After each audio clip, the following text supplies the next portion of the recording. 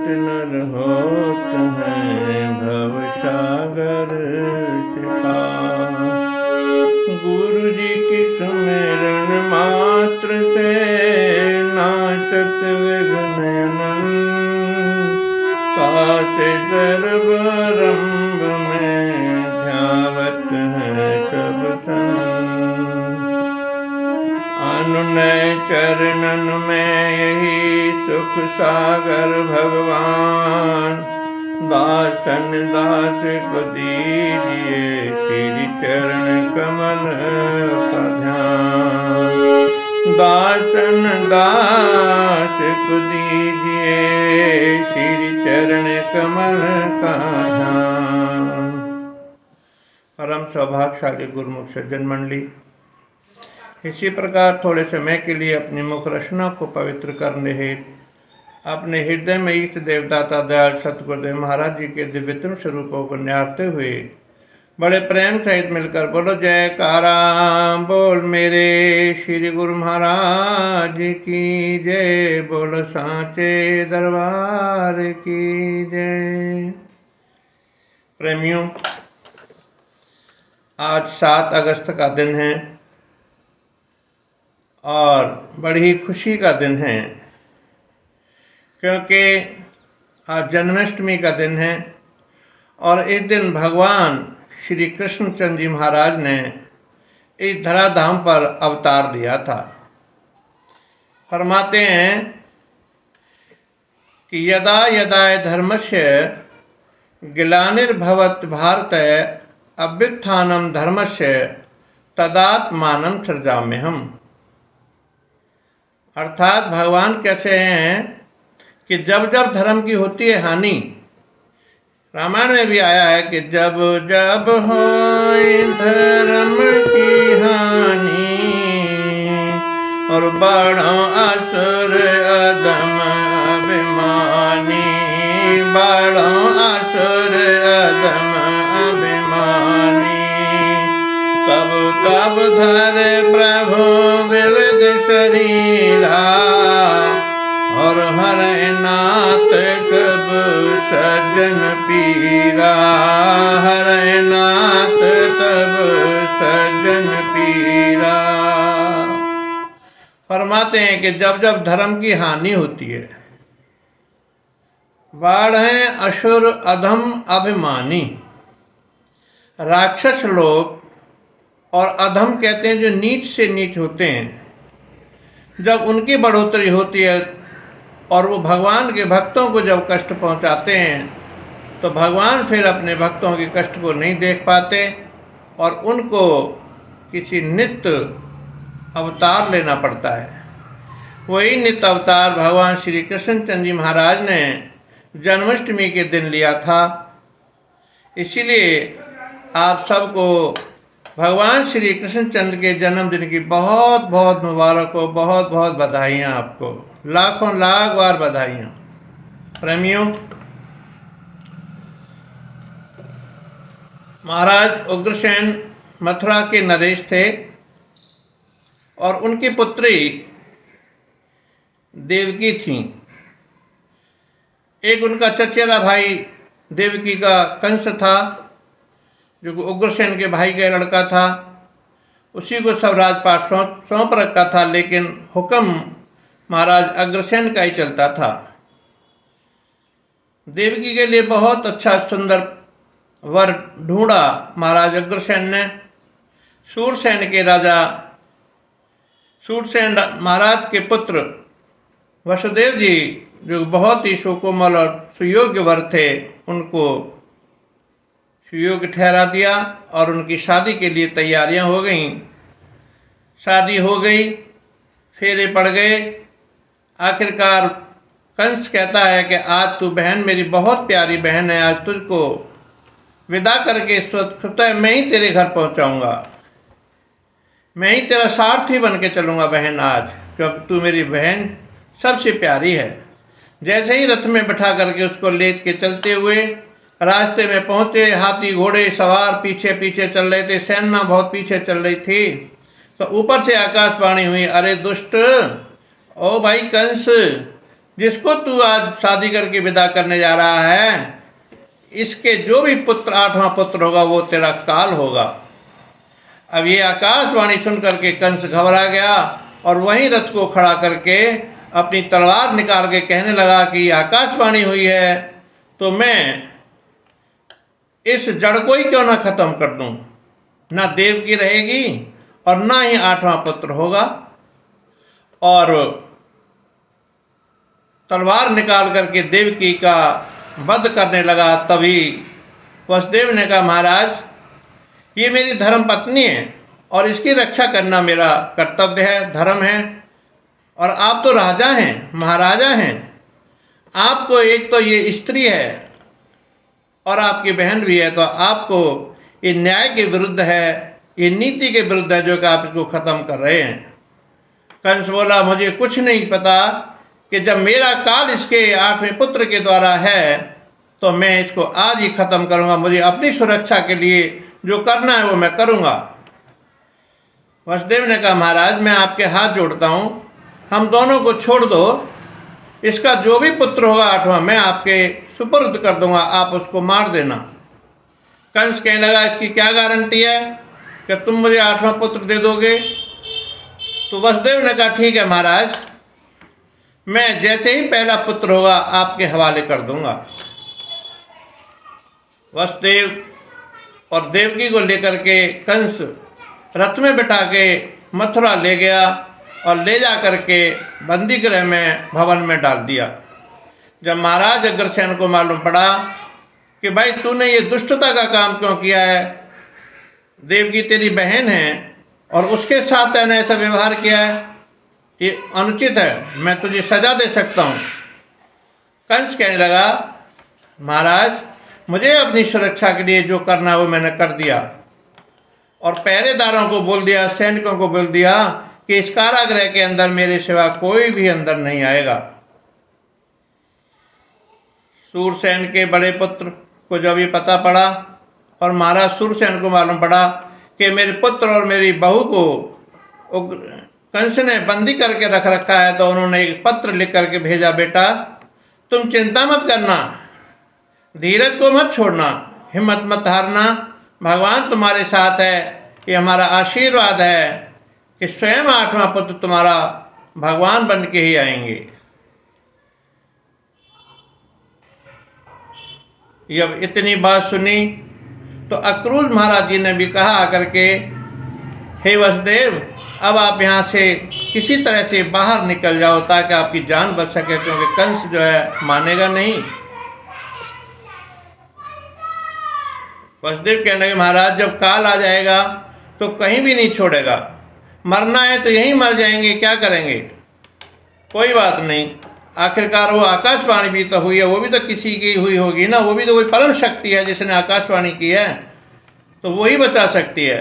आखिरकार अक्रूर जी महाराज जी समझा करके चले गए और जाकर के उनके पैरों में हथकड़ी कंस ने डलवा दी, हाथों में डलवा दी और अंदर पड़े रहे। 9 मास के बाद एक पुत्र पैदा हुआ। रानियों ने, ये बंदियों ने, जो भी नौकर चाकर थे वहाँ पर, सब ने कंस को जाके बोला, महाराज की जय हो, महाराज की जय हो, देवकी के पुत्र हुआ है। कंस घबराता हुआ उठा, अच्छा, और जैसा कि वायदा वसुदेव ने किया था कंस से, महाराज जो भी पुत्र होगा मैं आपके हवाले कर दूंगा। और लेकर के अपनी गोद में कंस की तरफ चले तो देवकी अचेत अवस्था में पड़ी हुई थी, उनको पता भी नहीं था, क्योंकि योग माया का काम चल रहा था। भगवान कृष्ण अपनी लीला अपने आप दिखा रहे थे कि माँ यशोदा को अचेत अवस्था में छोड़ रखा था कि इनको अगर कुछ पता पड़ गया तो ये प्राण ना छोड़ दें। और जाकर के कंस के हाथों में दे दिया तो कंस ने उस बेटे को धरती में मार करके ऊपर को फेंक दिया, तो पुत्र ऊपर आकाश की तरफ उड़ता हुआ चला गया। इसी प्रकार से उसने 7 पुत्रों को खत्म कर दिया, 6 पुत्रों को खत्म कर दिया। और जब 7वां पुत्र हुआ उसको भी खत्म कर दिया। जब 8वां पुत्र हुआ तो भगवान कृष्ण ने अपनी योग माया से, अपनी शक्ति से माया को कहा, हे भगवती, तुम अब जाओ यशोदा के और रोहिणी के गर्भ को इधर उधर कर दो और तुम यशोदा के गर्भ में पुत्री का जन्म ले लो। उसने कहा, महाराज की जैसी जय हो प्रभु की। और योग माया माता यशोदा के गर्भ में जाकर के बेटी का जन्म ले लिया। इधर भगवान कृष्ण ने माँ देवकी के गर्भ से जन्म लिया, बड़ी खुशियों, लेकिन उसमें किसी को पता ही नहीं पड़ा। और जब वसुदेव को पता पड़ा कि 8वां पुत्र हुआ तो मैं कैसे लेके चलूं, तो स्वतः ही भगवान की माया ने और लीला रच दी कि जन्मे जन्मे है मथुरा में कृष्ण मुरार, और खबैया माखन में तेरे के। जन्मे जन्मे है मथुरा में कृष्ण मुरार, खबैया माखन में तेरी के। भगवान ने जन्म ले लिया और किसी को कुछ पता नहीं पड़ा।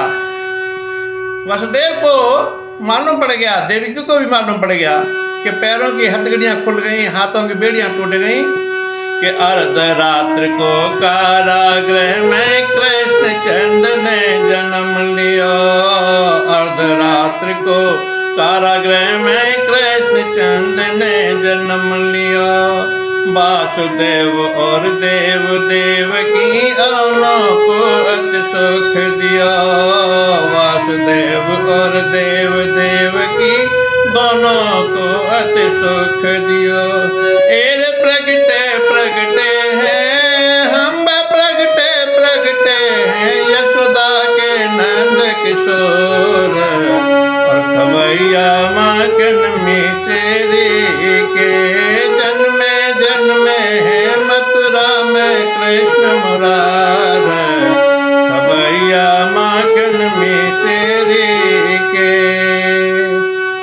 भगवान कृष्ण को वसुदेव ने अपनी एक टोकरी में बिठाया और छुप करके निकलने लगे गोकुल के लिए, कि कंस के कोई भी पहरेदार या कोई देख ना ले मुझे। हे भगवान, ऐसी कृपा करना। और भगवती माँ से उनकी तार जुड़ गई थी कि ताले फाटक के सब टूटे, पैरों की बेड़ी टूटी। ताले फाटक के सब टूटे, पैरों की बेड़ी टूटी।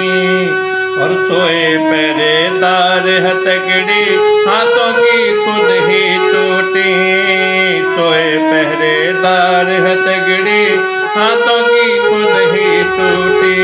एरे चल दिए हैं, चल दिए रे वसुदेव भाव विभोर, खबैया माखन में तेरे के। जन्मे जन्मे है मथुरा में कृष्ण मुरार, खबैया माखन में तेरे के।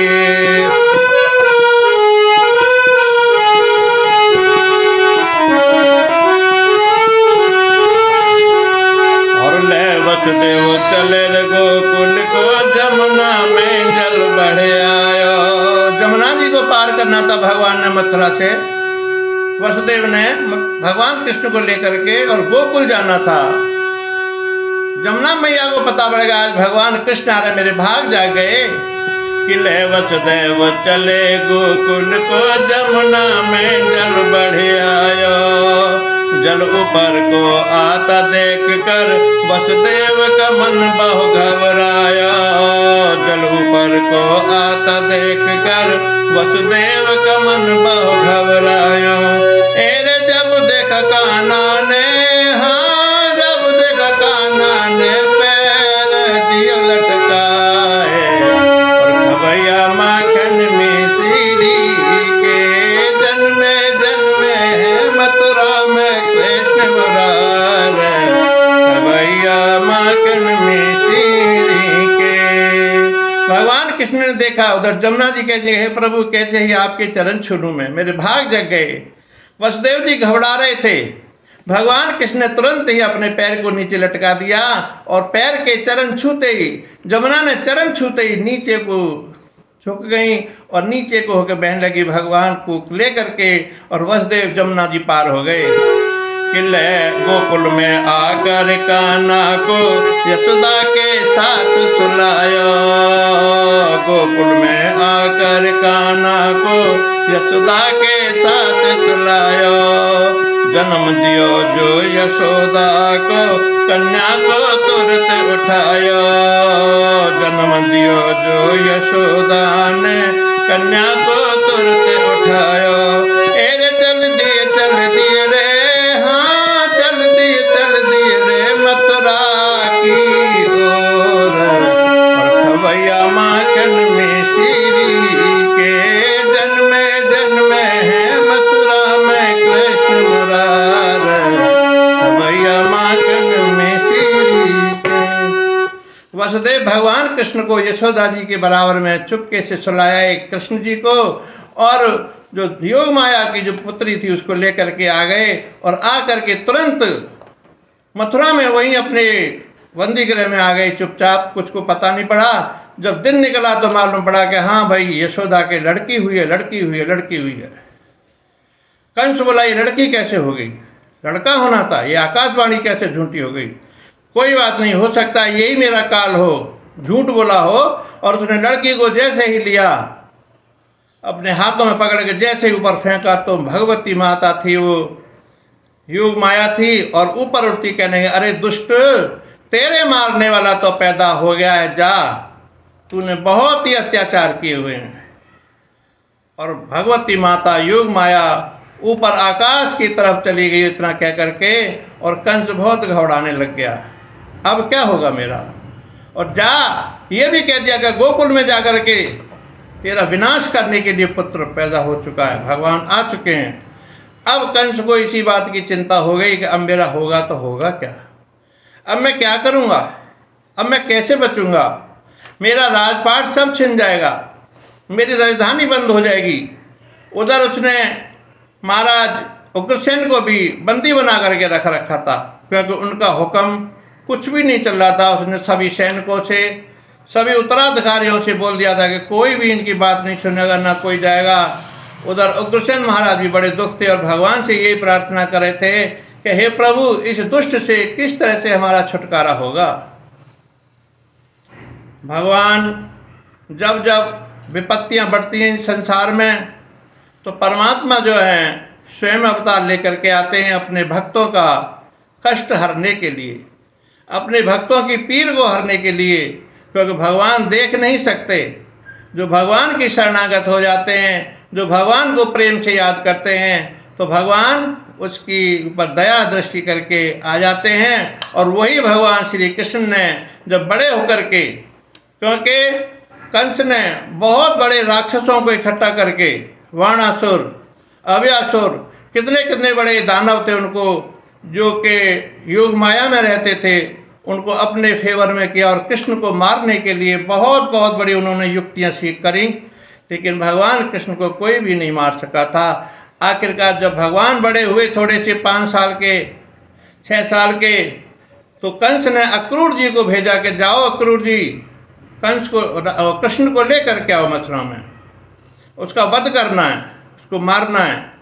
अक्रूर जी महाराज ने बहुत समझाया, महाराज कंस, आप ऐसा अत्याचार ना करो, वो बच्चा है छोटा, आपकी ये बहादुरी नहीं मानी जाएगी, आपकी ये वीरता नहीं मानी जाएगी। लेकिन क्या करते, राजा का हुक्म मानना था, और राजा का हुक्म मान करके महाराज को पास लाना ही था। अक्रूर जी जब भगवान कृष्ण को मथुरा में लेकर के आए, तो युद्ध हुआ, और युद्ध होकर के आखिर बात यही हुई कि कंस का वध भगवान श्री कृष्ण ने कर दिया। बोलो कृष्ण भगवान की जय। प्रेमियों, इस प्रकार से भगवान श्री कृष्ण का जन्म हुआ था। ये छोटी सी मैंने आपको कथा सुनाई भगवान कृष्ण के जन्म की। ये शायद मैं उम्मीद करता हूँ कि आपको पसंद आई होगी, और कृपया करके मेरे इस चैनल को आपसे हाथ जोड़ करके प्रार्थना है कि इसको सब्सक्राइब और लाइक अवश्य कर दें। बोलो जयकारा बोल मेरे श्री गुरु महाराज की जय।